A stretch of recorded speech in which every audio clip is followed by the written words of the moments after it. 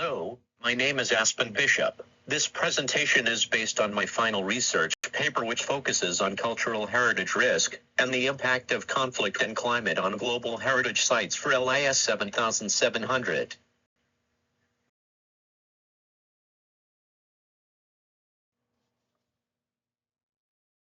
I examine how cultural heritage is threatened by two accelerating forces, armed conflict and climate change. These risks challenge physical preservation and the cultural identity of communities. Using examples from Ukraine, Easter Island, and Bangladesh, my paper explores the consequences of these risks.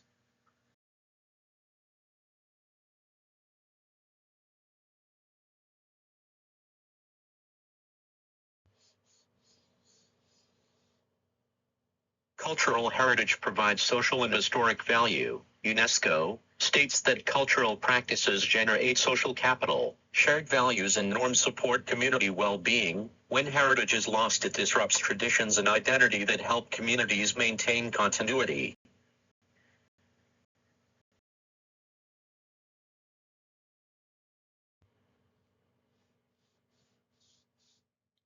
My paper explains the damage in conflict zones that comes from both sides, immediate distraction and long-term abandonment. Looting also increases when security collapses. There are also attacks that aim to erase identity. Russia and occupied territories of Ukraine, CTW in particular, target children through incorporation into school curricula.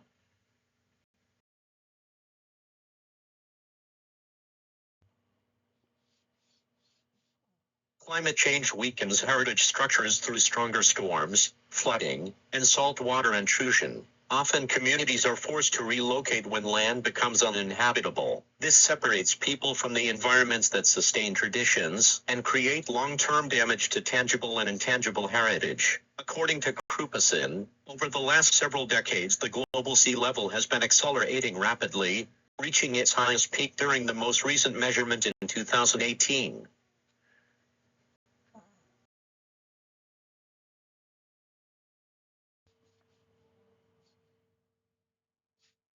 Libraries, archives, and museums play a role in safeguarding cultural heritage as climate change and armed conflict risks intensify. These institutions are beginning to integrate preservation with environmental responsibilities. The Green Library movement aims to do this by reducing energy consumption, managing waste, and improving storage environments.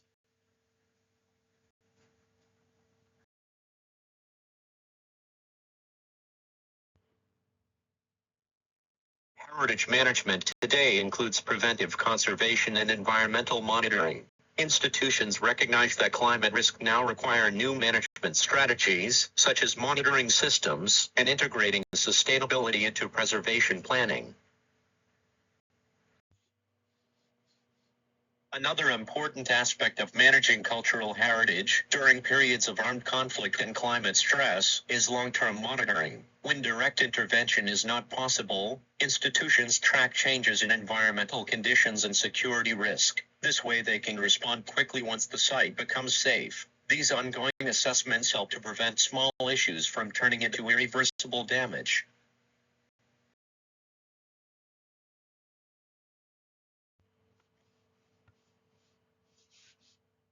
UNESCO's frameworks guide global cooperation in the protection of heritage, especially under climate stress. The Declaration of Ethical Principles in relation to climate change aims to prevent harm and to encourage states to integrate cultural heritage into their national adaptation strategies. The guidelines help nations to respond to environmental threats that are affecting cultural foundations.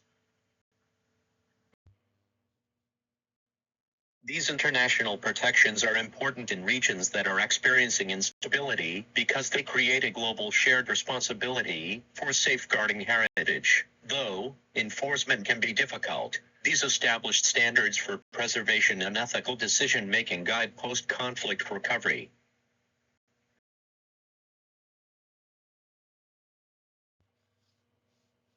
UNESCO and research partners use technologies such as real-time precipitation monitors to help manage climate risks affecting heritage sites. These tools can give real-time data and support institutions in planning for floods or other environmental hazards.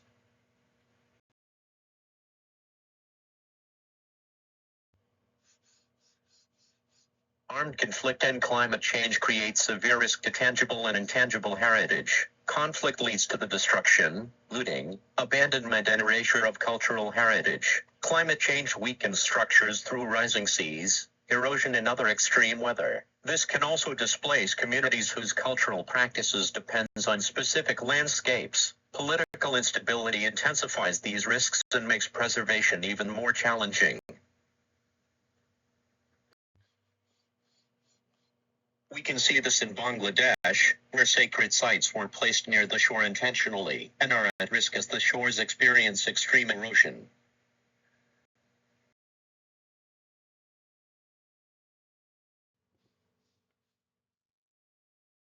In Ukraine, cultural heritage is being directly targeted. Russia uses cognitive temporal warfare to manipulate the historical narrative. This weakens Ukrainian identity. Cultural sites have been looted or destroyed and replaced with new monuments to justify territorial claims. Children are targeted through manipulating their school curriculum. These strategies are intentionally used to undermine Ukrainian cultural identity. This makes heritage a battlefield.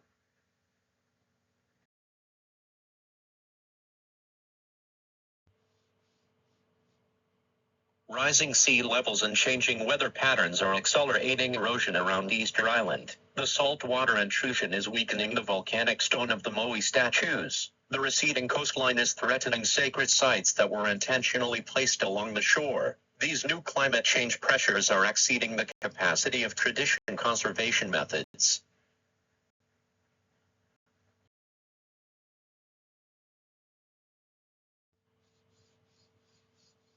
Bangladesh's historic areas are suffering from frequent flooding. This is made worse by the loss of natural barriers like the mangrove forest. This accelerated structural deterioration and washes away the surrounding land. The repeated flood events have damaged buildings and displaced communities. These environmental stresses make cultural preservation extremely difficult.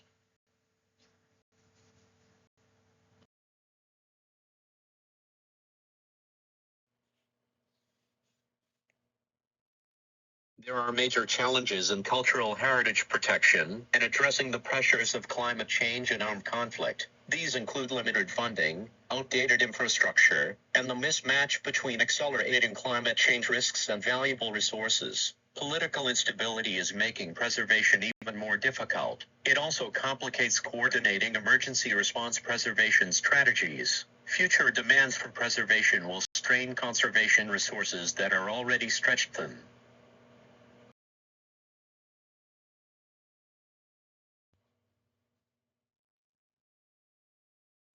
Current news article from Nemo in 2025 explains that there has been extensive damage to Ukraine's cultural heritage during the ongoing conflict. The report documents that cultural sites have been reduced to rubble, museums have been looted, and historical buildings have been intentionally targeted. It also explains that even after conflict ends, Ukraine will face significant challenges recovering its stolen or destroyed heritage. The long-term restoration will require sustained effort and international support.